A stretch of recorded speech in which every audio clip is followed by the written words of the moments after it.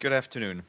As you know, around 11:30 this morning, the UN interim force in Lebanon observed 6 rockets launched towards Israel from the vicinity of Wadzani, north of Maisat, in the UNIFIL area of operations. The Israeli Defense Forces return artillery fire in the same general area. During the course of developments, a UNIFIL peacekeeper from Spain deployed at a UN position near Gajar sustained serious injuries that have resulted in his death. The precise cause of death is currently undetermined and remains a subject of an ongoing investigation by UNIFIL. The UNIFIL force commander, Major General Luciano Portolano, was in immediate contact with the parties to help control the situation and prevent further escalation. In the meantime, around 1:30 p.m., 5 rockets were fired from the general area of Kafir Shuba towards Israel. The IDF fired artillery rounds towards the source of fire. UNIFIL has been informed by the IDF that they incurred casualties as a result of fire from the Lebanese side. UNIFIL has further reinforced its presence on the ground and intensified patrols in the area of operations in coordination with the Lebanese armed forces.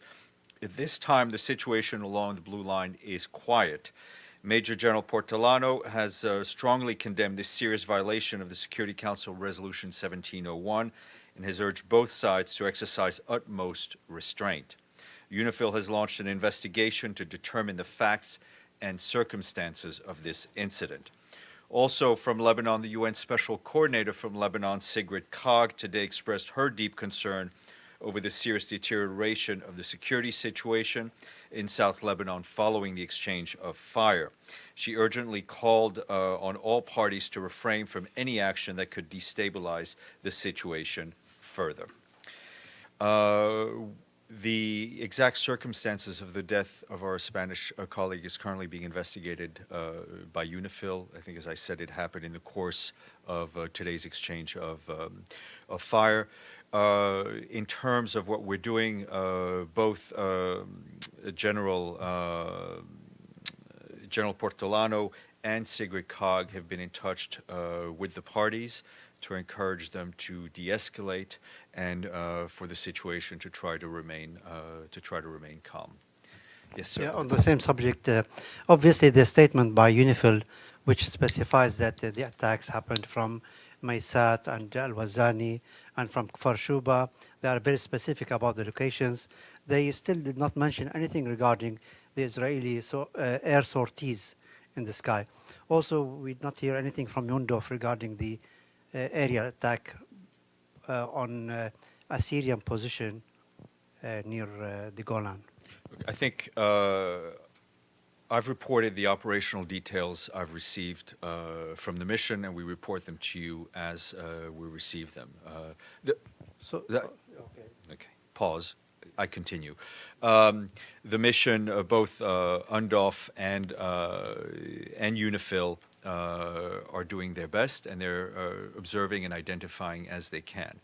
I think the more important, well, not the more important, rather, but moreover, I think we all have to be concerned, and the Secretary General is obviously very concerned at the escalation and at the repeated violations of both of the UNDOF, of Resolution 1701, which we've seen today, and also the violations of the 1974 disengagement agreement between Syria and Israel. I think the situation. Are you expecting a statement regarding the last night attack on the Syrian position? I said I'm expecting a statement from the Secretary General on the situation. Yes, ma'am. Go. Thank you, Stefan.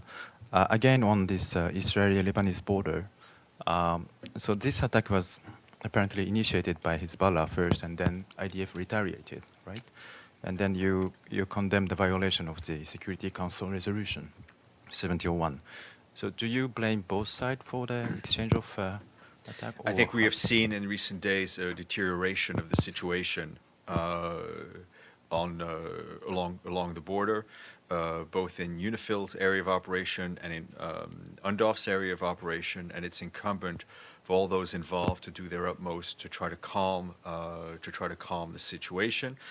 In this particular incident, the firing started from the Lebanese side into onto IDF positions, and then there was retaliatory fire. Just to be clear about this, the attack you said happened from the Lebanese side against the Israeli side. Well, I understand the area is occupied area, isn't it? I mean, close to Al-Gajar, in the Maysat area, in the Abbasiyya area, and Shiba farms. These are all occupied territories, Lebanese territories, right?